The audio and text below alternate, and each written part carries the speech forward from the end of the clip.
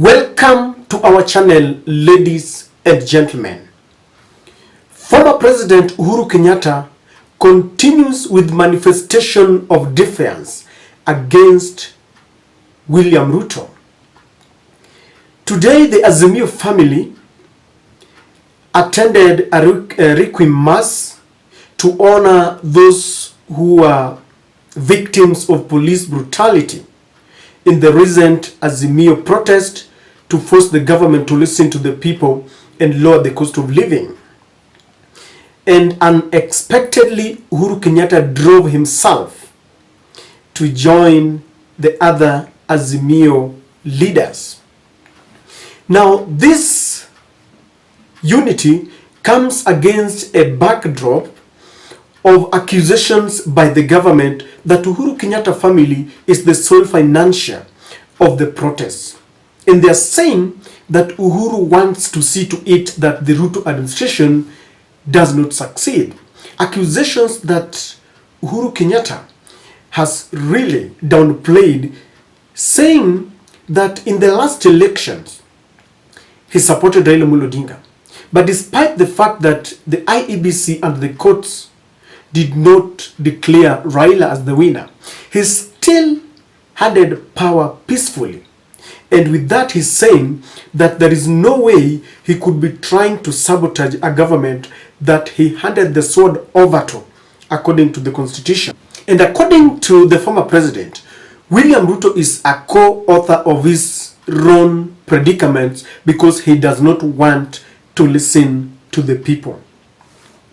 Now, I have a feeling that Uhuru is sending a coded message, because with all the intimidations that the government has orchestrated against his family, maybe to make him sabotage with the Azimio, Uhuru has remained defiant and is telling the government that I am here to stay and I will still continue to be part and parcel of the Azimio family, because this is a formation they had before 2022 elections, and he continues to join hands with them.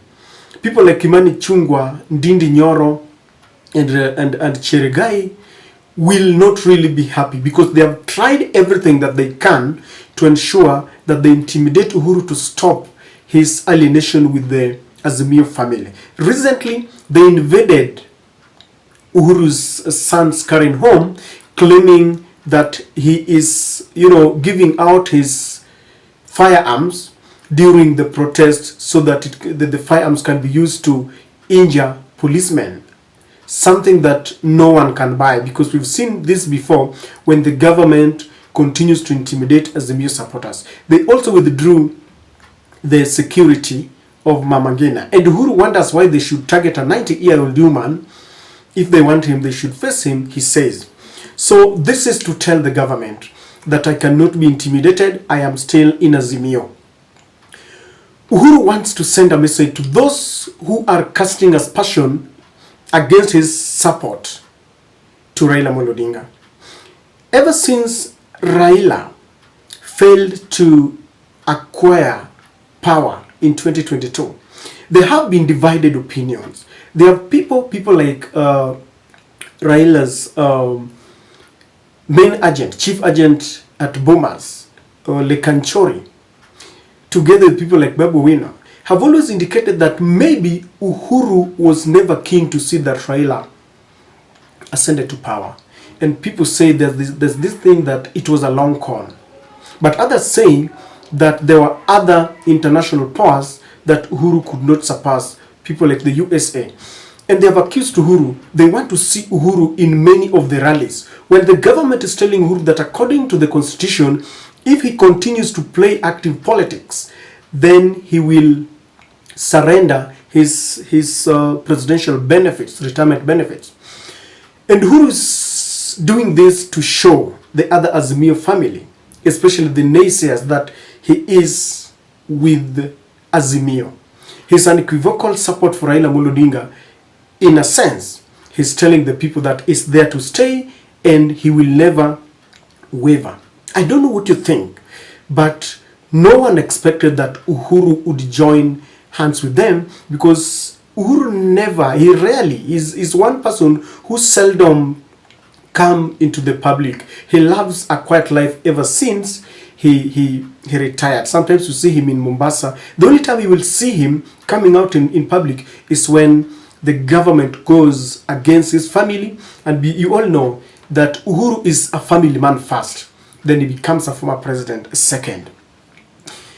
This is also an indictment, according to Uhuru, to the government, because the Requiem Mass was supposed to honor those who died as a result of the cruel government. And for Uhuru to attend this meeting, it shows that he is in agreement with the Azimio that William Ruto used excessive force and killed innocent people on the street, asking him to lower the cost of living.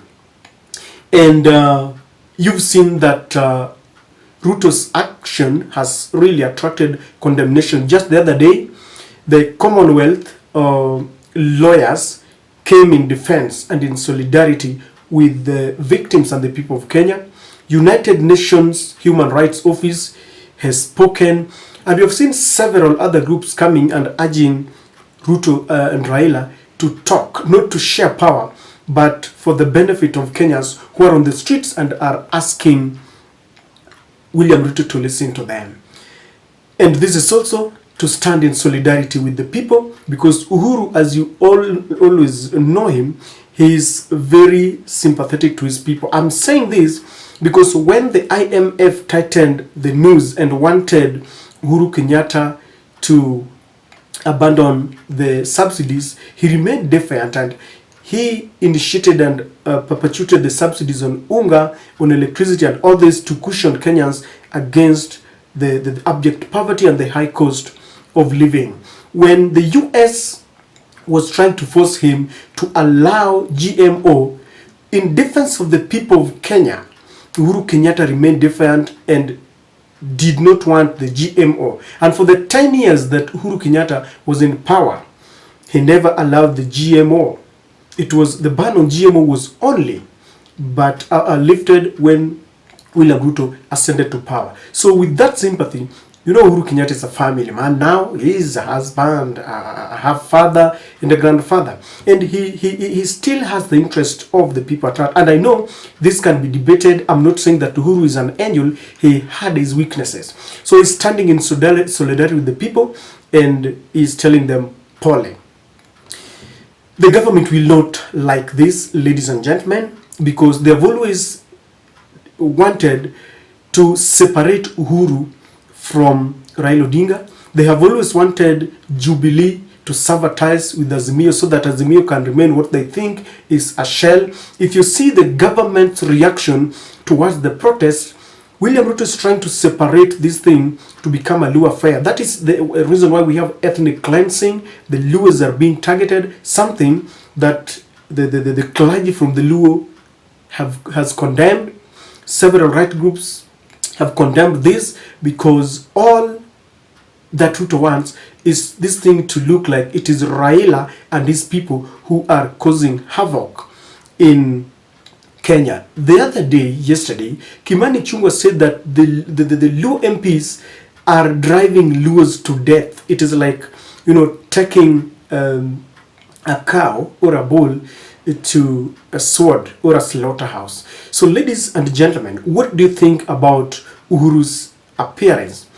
To me, it is good to stand in solidarity with the people of Kenya, but we still call upon the leaders to tone down the rhetoric, and William Ruto should listen to the people, because the reason why people are on the streets, they're only asking William Ruto to listen to them because the cost of living is just too high. We cannot afford, when we have the basic commodities, the prices of basic commodities skyrocketing, and then he wants to add taxes on fuel commodities. You know what that means. What advice would you give William Ruto, and what would you tell Uhuru Kenyatta? Please share with me on the comment section.